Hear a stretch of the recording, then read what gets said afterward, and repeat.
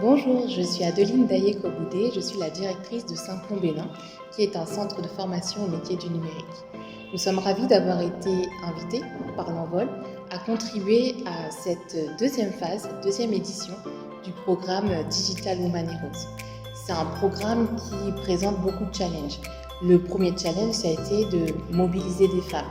Car comme on sait, les femmes sont peu présentes dans le monde du numérique et il existe encore beaucoup de biais et c'est à travers ce type de programme qu'on peut les amener à envisager des carrières dans le domaine du numérique. Elles ont été quand même assez nombreuses à postuler, ce qui nous a permis de faire une bonne sélection de jeunes filles motivées à apprendre, motivées à entrer dans un domaine qui ne leur est pas forcément réservé ou en tout cas beaucoup de freins existent encore. Ce projet-là il est aussi challengeant dans le sens où on a dû lancer en même temps 3 parcours de formation distincts sur des durées assez courtes de 4 mois. Donc il a fallu coordonner avec les équipes, mettre en place un certain nombre d'outils et surtout former des formateurs pour qu'ils puissent accompagner les apprenantes à monter en compétences sur les domaines du numérique.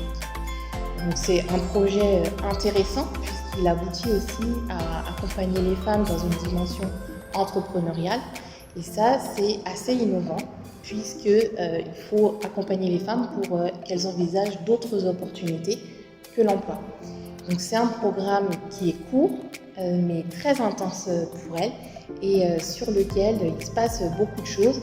En plus des programmes de formation technique, les jeunes femmes, les héroïnes comme on les appelle, mettent en place d'autres activités de renforcement des compétences transversales et elles travaillent vraiment main dans la main avec des entrepreneurs. Ce programme est un programme qui mérite d'être connu, qui mérite d'être dupliqué puisque beaucoup de femmes sont en attente de ce genre de projet. Dans le cadre de ce projet, nous on adopte la méthode de formation en pédagogie active. C'est-à-dire qu'elles travaillent tous les jours sur des projets concrets. On n'est pas sur de la formation très théorique, on est vraiment sur de la pratique. Elles s'exercent, elles font des recherches, elles travaillent en autonomie avec des formateurs qui sont comme des coachs qui les accompagnent. Et là, elles ont la chance de pouvoir accompagner des entrepreneurs qui ont un besoin de créer une solution digitale. Et cette solution digitale, elles vont ensemble, une jeune fille par promotion et une entrepreneur, pour créer la solution digitale. Et l'objectif, c'est que cette solution émerge et puisse être commercialisée à l'issue du programme Digital Women Heroes. Donc nous espérons que ce programme ne s'arrêtera pas à cette deuxième édition. Aujourd'hui, ce programme est soutenu par Digital Africa dans le cadre d'un grand programme qui s'appelle Talents for Startups. Et on espère que ce programme-là va prendre de l'ampleur, aller au-delà de la seule zone de Calavi, se déployer dans tout le Bénin, puisqu'on a des femmes partout qui veulent entreprendre, puisqu'on a des femmes aussi qui veulent se former.